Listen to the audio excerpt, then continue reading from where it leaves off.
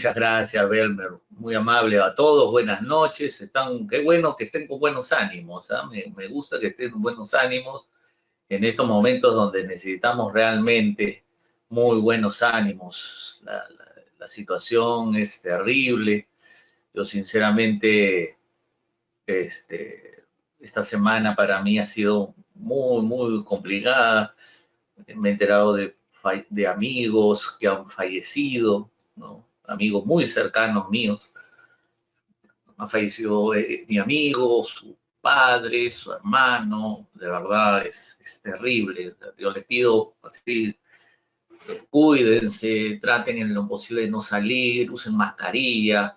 De verdad, o sea, es muy doloroso. Es muy doloroso, apena mucho, causa mucha impotencia, ¿no? O sea, no poder tener la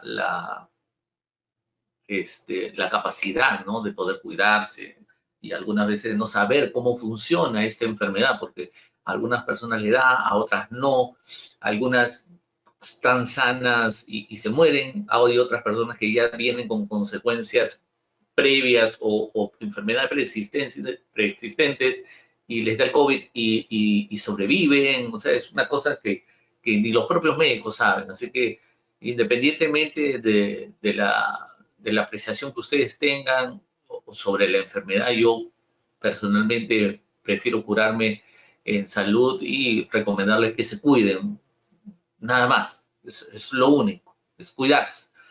Aunque parezca tonto que nos estén repitiendo como niñitos a cada rato, pero sí, es necesario, es necesario. Bueno, mis estimados amigos, les agradezco por su participación, ¿no? Vamos a empezar la sesión de hoy día, la quinta sesión de nuestro diplomado. Ya estamos casi llegando a la mitad, casi llegando. Y vamos a hablar hoy día de los derechos referidos a la contratación laboral, ¿no? A la contratación laboral.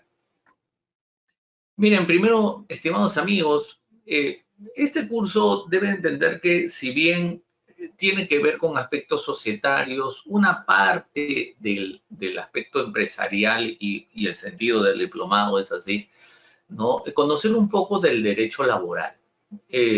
Lo interesante y lo bueno de que digamos en estos últimos años está desarrollándose y es muy importante, es que la gran mayoría de personas ya conoce sus derechos laborales. Antes no era así. Antes el que conocía derecho laboral era más el abogado, ¿no? El trabajador muy poco. El empleador es el que sabía más, ¿no? Entonces, cuando había un problema laboral, usualmente el trabajador no sabía qué hacer. Ahora ya no es así. Algunas veces ahora el trabajador sabe más de derecho laboral que el propio empleador y a veces abusa de eso. No vamos a entrar en esos temas de crear ese conflicto, ¿no? Sino que debemos comprender que el derecho laboral es importante para regular, como su mismo nombre habla, de las relaciones jurídicas entre empleadores y trabajadores. Todos los que ven temas empresariales, todos los que se dedican a los servicios profesionales, asesoría de empresas, como es el que habla, considera mucho el derecho laboral porque es importante, ¿no? Es la base para evitar contingencias. Ya está tu comida. Estoy cerrando. Por favor, su micrito, gracias, ¿no? Entonces, es importante conocerlo para evitar contingencias. Nosotros vamos a desarrollar ahora en lo que es el contrato propiamente dicho de trabajo y ver las modalidades a plazo fijo o las modalidades llamadas sujetas a modalidad. Es importante conocerlas para poder orientarlo. Ahora, este no va a ser un tema donde vamos a desarrollar cómo redactar el contrato, ¿no? Porque eso es otro tema.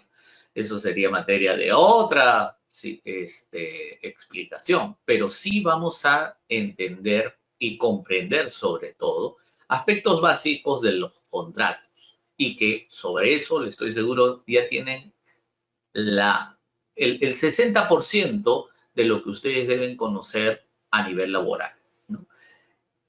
Primera parte, básico. ¿Quiénes son los sujetos del derecho laboral? Los sujetos son empleador y trabajador, ¿no? Ahora, hay que comprender que el tema de empleador, ¿no? Es una situación o la condición del empleador siempre va a ser de uno o varios, pero ojo, de uno o varios, dependiendo del tipo de relación jurídica contractual que tenga el empleador, que de esa relación se encargue de contratar a otra persona. A ver, Alfredo, por favor, puedes apagar el micrófono.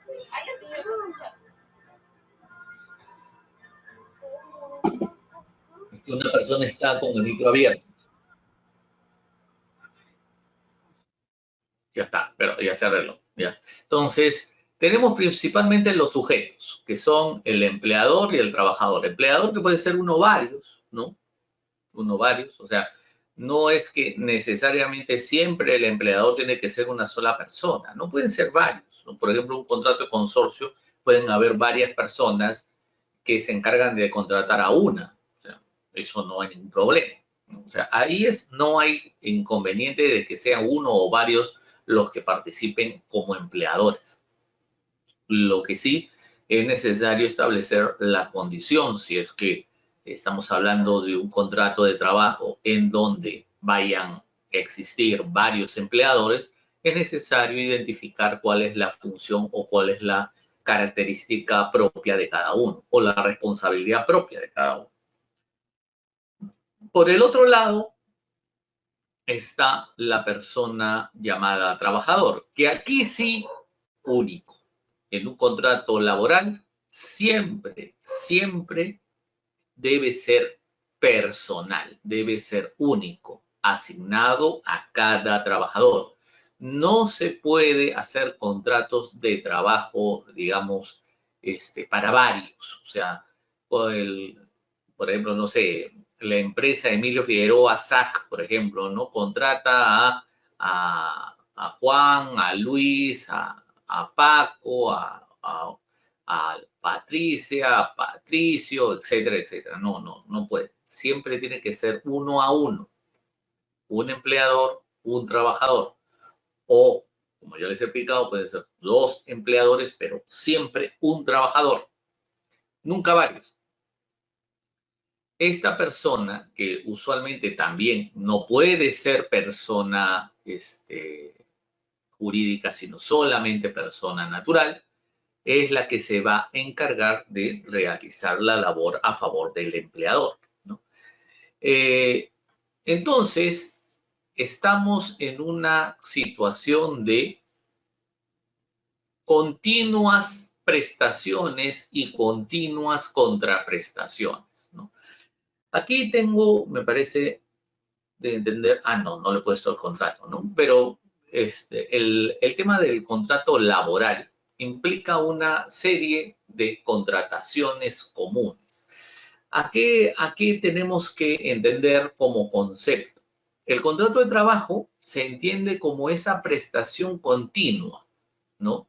De servicios continua y que tiene condición económica en la cual una de las partes entrega su servicio a cambio de una determinada remuneración.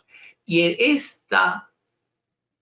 este servicio tiene una característica fundamental, que se entrega o que se realiza o que se otorga bajo la condición de una subordinación, dependencia o dirección.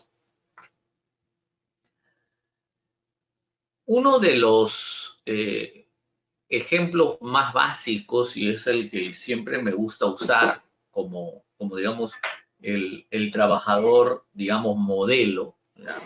El trabajador modelo, es para mí, yo siempre utilizo la figura de la secretaria, ¿no?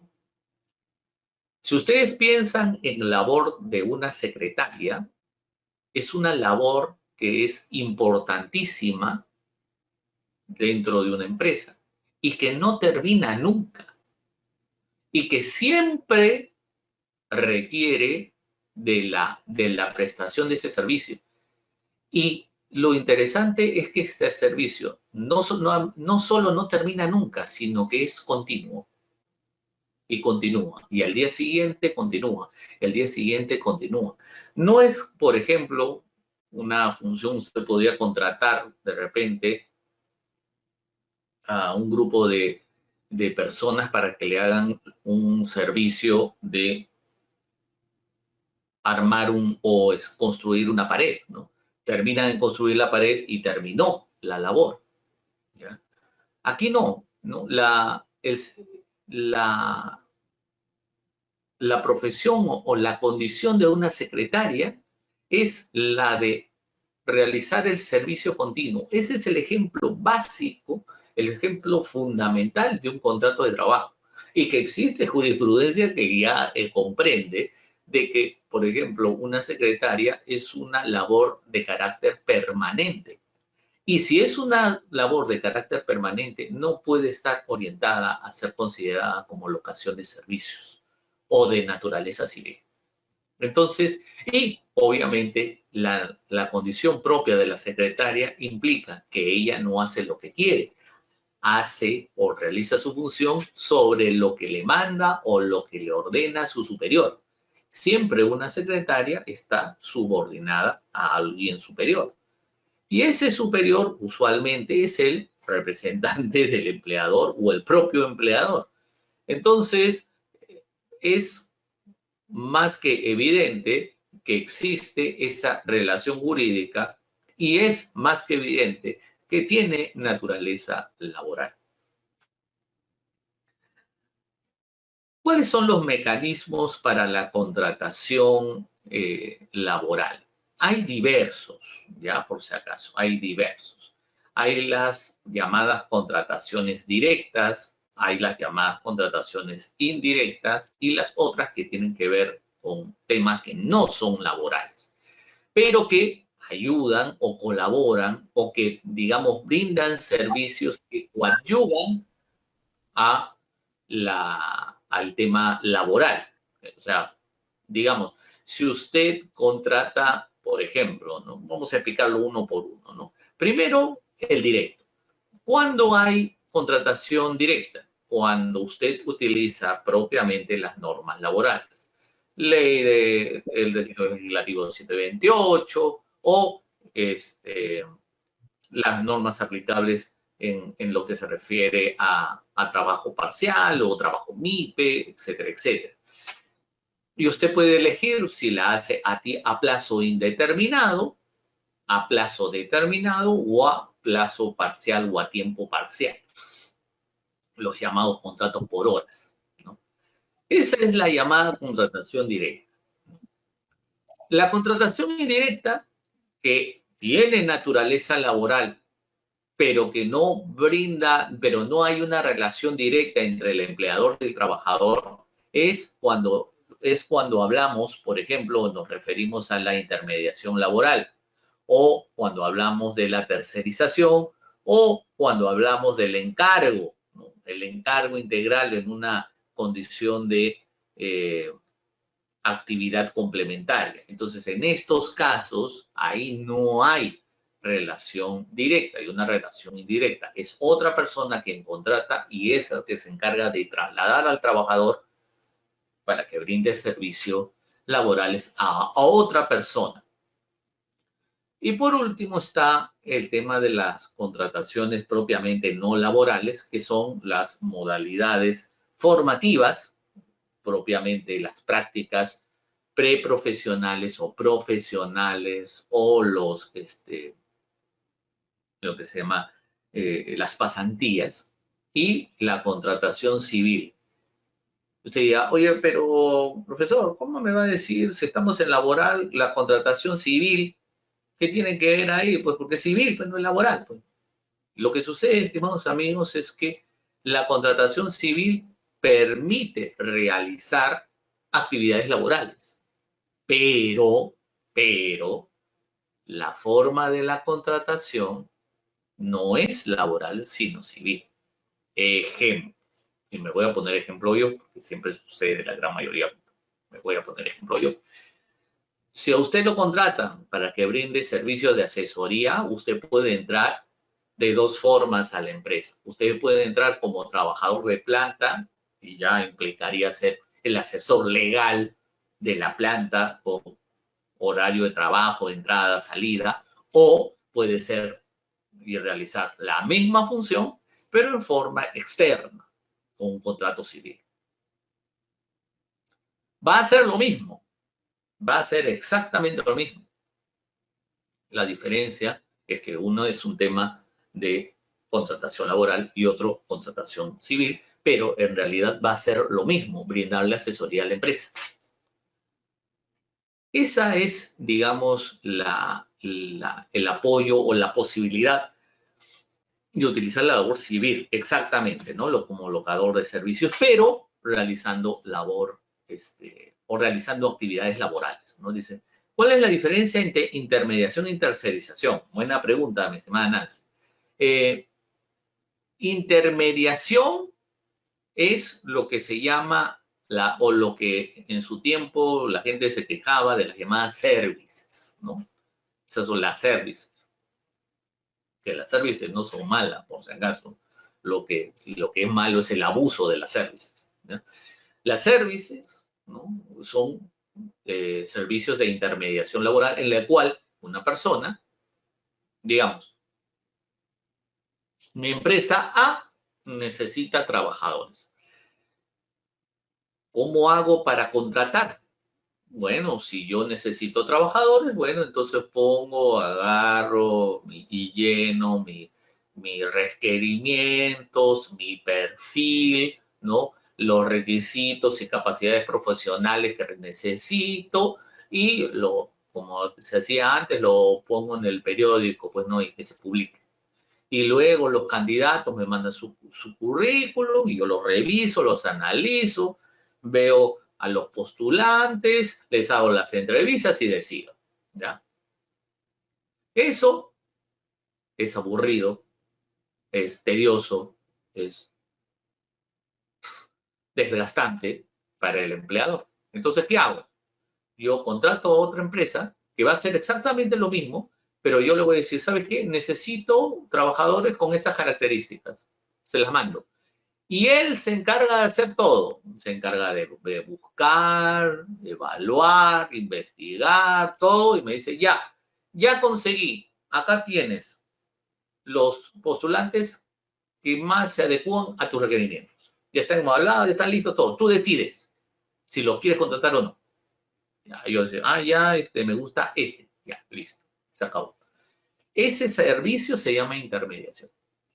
La diferencia con la tercerización es cuando yo necesito un trabajador y en lugar de buscar o contratarlo, llamo a una empresa y le digo, oye, tú te dedicas a realizar tal o cual trabajo, ¿no? Que necesito un trabajo, ya, te contrato a TRI y tus trabajadores me los dejas aquí para que realicen la labor que yo necesito. Eso es lo que se llama la tercerización. ¿Que tiene naturaleza laboral? Sí, tiene naturaleza laboral. Es una mezcla, ¿no? Una mezcla entre laboral y empresarial. Empresarial con la empresa con la que contrato y laboral por los servicios laborales que realiza el trabajador. Pero la diferencia está en que yo no le pago. Yo le pago directamente al tercero y el tercero le paga al trabajador. Un ejemplo común es, por ejemplo, las empresas que se dedican a brindar servicios de vigilancia, donde ponen personal de seguridad. Dice, doctor, buenas noches. Una pregunta, si me contrataron bajo un contrato determinado, ¿el empleador podría modificar el contrato por una modalidad de contratación de locación de servicios para realizar solo una determinada actividad? Es más fácil pasar de civil a laboral que de laboral a civil, por si acaso. Es más fácil, repito, es más fácil pasar de civil a laboral que de laboral a civil.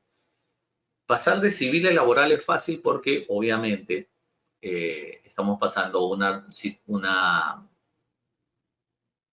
una relación un poquito más importante, ¿no? Más con mayor relevancia, ¿no? Entonces, si yo te contraté por civil, por ejemplo, ¿no? Me voy a, de nuevo, poner mi caso. Me contrato como asesor, como locador, ¿ya? Entonces, como el locador, yo tengo derecho, no estoy subordinado a nada, yo hago lo que quiero, pero de repente la empresa dice, no, ¿sabes qué? Yo necesito que tú estés aquí, yo necesito que hagas exactamente tales o cuales cosas conforme necesito, conforme requiera, con una locación, de repente a veces tú no vas a poder y yo no te puedo obligar, ¿no? En cambio, si fueras un trabajador, sí te puedo obligar, ¿no? Y te puedo controlar, te puedo fiscalizar. Ah, ya, entonces podemos pasar de una relación civil a una relación laboral fácilmente. Pero si yo si quiero pasar de una relación laboral a una relación civil, ahí viene la complicación, porque tú tendrías que justificar la razón